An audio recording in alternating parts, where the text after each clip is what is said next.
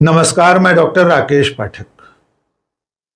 दोस्तों, जिस वक्त हमारा देश युद्ध जैसे हालात से गुजर रहा है, सीज फायर के ऐलान के बावजूद सरहद पर तनाव कायम है। दुश्मन देश, पड़ोसी देश पाकिस्तान लगातार सीज फायर का उल्लंघन कर रहा है। ऐसे हालात में जब पूरा देश एकजुट है, हर व्यक्ति सरकार और सेना के साथ खड़ा है, तब भी कुछ लोग ऐसे हैं जो नफरत फैलाने से बाज नहीं आ रहे हैं। यहां तक कि अब उनकी नफरत का शिकार हिंदू भी होने लगे हैं। और ऐसे लोगों में, इनकी नफरत का शिकार होने वाले लोगों में सरकार में बहुत ऊंचे ओहदे पर बैठे हुए अधिकारी भी शामिल हैं। आइए आपको पूरा घटनाक्रम सिलसिलेवार बताते हैं। 7 मई को जब देश की सेना ने ऑपरेशन सिंदूर के जरिए पाकिस्तान के खिलाफ और आतंकवादियों के खिलाफ अपना ऑपरेशन शुरू किया, उसके बाद पूरा देश देशभक्ति की भावना से ओतप्रोत होकर सरकार और सेना के साथ खड़ा हो गया। इस ऑपरेशन की जानकारी देने के लिए सरकार ने 2 ऐसी अधिकारियों को चुना जो सांप्रदायिक सद्भाव और भारत के धर्मनिरपेक्ष स्वरूप को बताने और दिखाने के लिए पर्याप्त था। ये जो तस्वीर आप स्क्रीन पर देख रहे हैं, ये उन 2 सैन्य अधिकारियों की हैं, जिनमें एक का नाम है कर्नल सोफिया कुरैशी और दूसरी का नाम है विंग कमांडर व्योमिका सिंह। इनके साथ जो तीसरा शख्स है, वे हैं भारत के विदेश सचिव विक्रम मिस्री। सरकार ने बहुत सोच समझकर इन चेहरों को युद्ध जैसे हालात की जानकारी देने के लिए, सेना के ऑपरेशंस की जानकारी देने के लिए प्रेस और दुनिया के सामने रखा था। इसका संदेश भी बहुत बेहतर गया था। पूरी दुनिया में और देश में लोगों ने यह समझा था कि सरकार देश के और सरकार के सेक्युलर स्वरूप को बताने के लिए कर्नल सोफिया कुरैशी और विंग कमांडर व्योमिका सिंह के साथ विक्रम मिस्री को एक साथ बिठा रही है। एक तरफ जहां पूरा देश विक्रम मिस्री, कर्नल सोफिया कुरैशी और व्योमिका सिंह की तस्वीरों को देखकर खुश हो रहा था, लोग इसमें एकता का संदेश देख रहे थे, वहीं दूसरी तरफ एक खास विचारधारा के कुछ ऐसे लोग भी थे जिन्हें इस पर संदेह था। ये जो तस्वीर आप स्क्रीन पर देख रहे हैं, इस तस्वीर में कर्नल सोफिया कुरैशी की फोटो है। साथ में लिखा है कर्नल सोफिया कुरैशी, भारतीय सेना।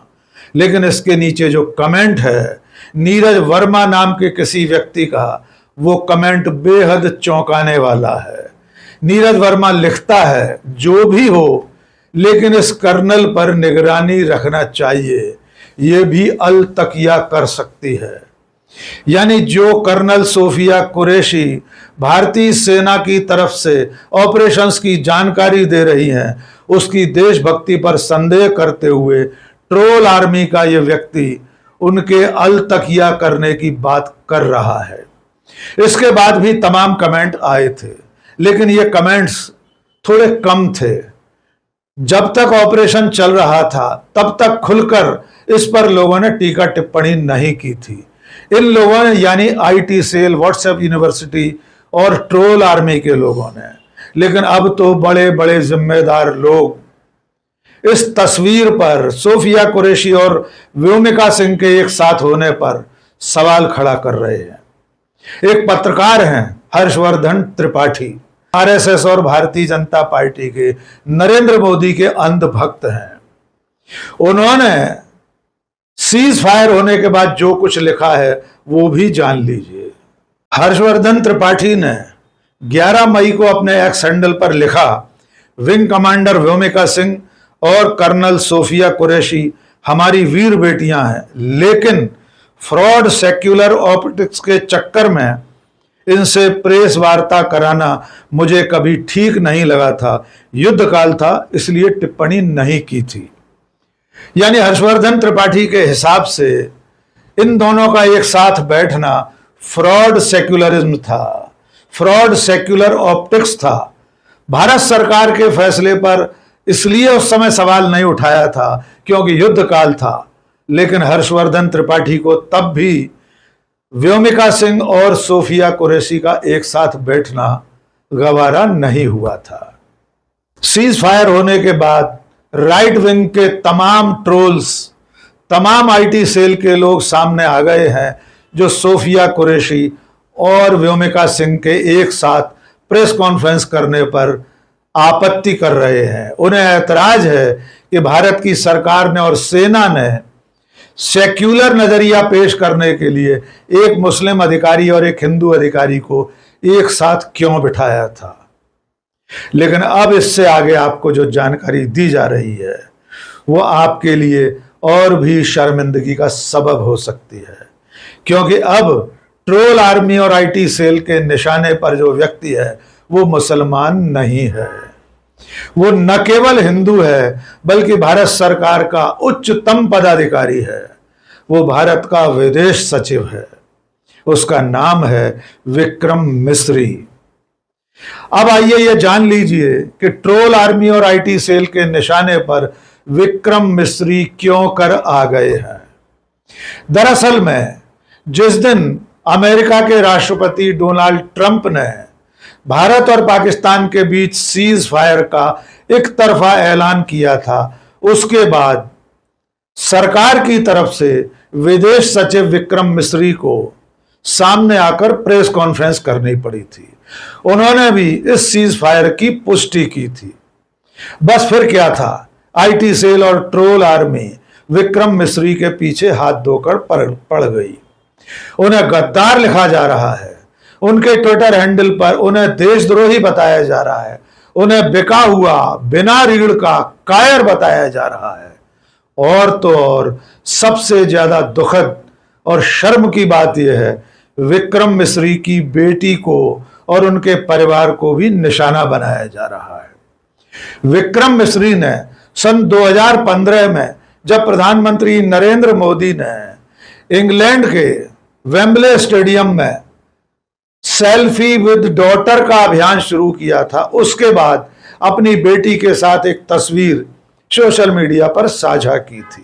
14 नवंबर 2015 को प्रधानमंत्री के उस आह्वान के बाद जो तस्वीर विक्रम मिस्री ने अपनी बेटी और पत्नी के साथ सोशल मीडिया पर साझा की थी, ट्रोल आर्मी ने 10 साल पुरानी उस फोटो को ढूंढकर उसके जरिए उनकी पत्नी और परिवार पर भी निशाना साधना शुरू कर दिया। जो कुछ विक्रम मिस्री की टाइमलाइन पर, उनके ट्विटर हैंडल पर लिखा गया, उसे यहां बताना भी शर्म का सबब हो सकता है, इसलिए हम उन शब्दों को दोहरा नहीं रहे हैं। आप ये देख सकते हैं, स्क्रॉल जो स्क्रीन पर चल रहा है, इसमें उस तरह की तमाम गालियां शामिल हैं जो विक्रम मिस्री को दी गई थी। एक बार फिर याद कर लीजिए, विक्रम मिस्री मुसलमान नहीं है, वे विपक्ष के नेता नहीं हैं, वे भारत सरकार के बहुत बड़े ओहदे पर बैठे हुए विदेश सचिव जैसे स्तर के पदाधिकारी हैं। वे विदेश सचिव की हैसियत से ही लगातार प्रेस कॉन्फ्रेंस में आ रहे थे और देश को, दुनिया को भारत सरकार का पक्ष रख रहे थे। और अगर सीज फायर की सूचना उन्होंने दी तो ये उनकी व्यक्तिगत सूचना नहीं थी, वे सरकार के नुमाइंदे के रूप में देश और दुनिया को जानकारी दे रहे थे। जो निर्णय हुआ था वो विक्रम मिस्री ने नहीं लिया था। सीज फायर का फैसला भारत सरकार का फैसला है, प्रधानमंत्री नरेंद्र मोदी का फैसला है, वो देश का फैसला है। उसकी सूचना देना मात्र ऐसा अपराध नहीं था जिसके लिए आईटी सेल और ट्रोल आर्मी ने विक्रम मिस्री को गंदी गंदी गालियां दी हैं। उन्हें गद्दार लिखा है, उन्हें कायर लिखा है, उन्हें देशद्रोही लिखा है, उन्हें बिना रीढ़ की हड्डी का इंसान लिखा है, और यहां तक कि उनकी बेटी और उनके परिवार को भी अश्लीलतम गालियां दी गई हैं। और इसका नतीजा ये हुआ है कि विक्रम मिस्री को अपना ट्विटर हैंडल प्रोटेक्ट करना पड़ा है, उन्हें उस पर ताला डालना पड़ा है ताकि कोई भी ऐरा गहरा उनके हैंडल पर कमेंट न कर सके। आप कल्पना करके देखिए, भारत सरकार का विदेश सचिव और उसका परिवार इतना असुरक्षित है कि वो अपना सोशल मीडिया हैंडल लॉक करने के लिए, प्रोटेक्ट करने के लिए मजबूर हो गया। इसके बाद आईएएस एसोसिएशन ने, भारतीय प्रशासनिक सेवा के संगठन ने विक्रम मिस्री के पक्ष में बयान जारी किया है। आईएएस एसोसिएशन ने लिखा है कि एसोसिएशन और तमाम अधिकारी इस मामले में विक्रम मिस्री के साथ हैं। एसोसिएशन ने कहा है कि विक्रम मिस्री और उनके परिवार पर आपत्तिजनक टिप्पणियां बेहद निंदनीय हैं। कोई भी अधिकारी अपनी ड्यूटी सरकार के कहने से करता है, इसलिए उन्हें इस तरह ट्रोल किया जाना बेहद निंदनीय और आपत्तिजनक है। चलते चलते ये भी जान लीजिए कि विक्रम मिस्री भारतीय विदेश सेवा के अधिकारी हैं। तीन प्रधानमंत्रियों के निजी सचिव रह चुके हैं और इस वक्त देश के विदेश सचिव हैं। ऐसा व्यक्ति भी जब सुरक्षित नहीं है तो आम लोगों की क्या हालत होगी, इसका अंदाजा आप लगा सकते हैं। तो अब आप ये भी जान लीजिए कि आम लोग इस ट्रोल आर्मी, इस तथाकथित हिंदुत्ववादी सेना का किस तरह शिकार हो रहे हैं, इसकी दो घटनाएं भी आपको बता देते हैं। पहली घटना है जयपुर की। जयपुर में भारतीय जनता पार्टी के विधायक हैं बाल मुकुंद आचार्य। ये हवा महल विधानसभा क्षेत्र से विधायक हैं। जाहिर है भारतीय जनता पार्टी के विधायक हैं, इसलिए हिंदुत्ववाद का झंडा लगातार लहराते रहते हैं। उनका एक वीडियो वायरल हो रहा है। आइए पहले ये वीडियो देख लीजिए और जान लीजिए कि किस तरह इन लोगों का शिकार अब आम हिंदू भी हो रहे हैं। मुगलिया फूड है, मुगलिया। ये सनातन के देवता, सनातन के देवता ये शाम है। ये इनकी फोटो लगानी चाहिए क्या, इनका नाम लिखना चाहिए क्या? आपको बिरयानी बेचनी है बेचो, मैं आपत्ति नहीं कर रहा, लेकिन भगवान की फोटो के साथ बिरयानी मत बेचो। बिरयानी अब आप लिख दोगे वो शाम चिकन, ये कोई बात नहीं। हाथ जोड़ के प्रार्थना है, आप डायरेक्ट बिरयानी लिख दो, हमें कोई आपत्ति नहीं है, लेकिन ये भगवान की फोटो और इस नाम मत डालो प्लीज, पूरा मत मानना है। बंगाली बंगाली में समझाओ। इस वीडियो में बीजेपी विधायक बाल मुकुंद आचार्य एक सोयाबीन बिरयानी बेचने वाले एक ठेले वाले से सवाल जवाब कर रहे हैं। उसे धमका रहे हैं कि वो इस तरह के नाम रखकर बिरयानी नहीं बेच सकता, जबकि स्पष्ट है कि वो नॉनवेज नहीं बेच रहा, वो मांसाहार का ठेले वाला नहीं है, वो सोयाबीन बिरयानी बेच रहा है जो पूरी तरह शाकाहारी व्यंजन है, और ये ठेले वाला भी मुसलमान नहीं है।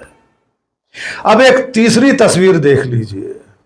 ये तस्वीर है तेलंगाना की राजधानी हैदराबाद की। हैदराबाद में प्रसिद्ध कराची बेकरी है। आप सब जानते हैं कराची बेकरी दशकों से बिस्किट, कुकीज और तमाम चीजें बेच रही है। उसके कई आउटलेट्स हैं, और ये जो कराची बेकरी हैदराबाद में है ये किसी मुसलमान की नहीं है। भारत विभाजन के बाद कराची से आए हुए एक सिंधी हिंदू परिवार ने कराची बेकरी शुरू की थी।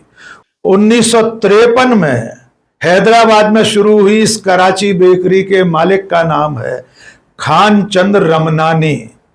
वे एक सिंधी हिंदू हैं, मुसलमान नहीं हैं, लेकिन इसके बावजूद भगवा पट्टाधारियों की एक उपद्रवी भीड़ ने लाठी डंडों के साथ हैदराबाद की कराची बेकरी पर हमला कर दिया।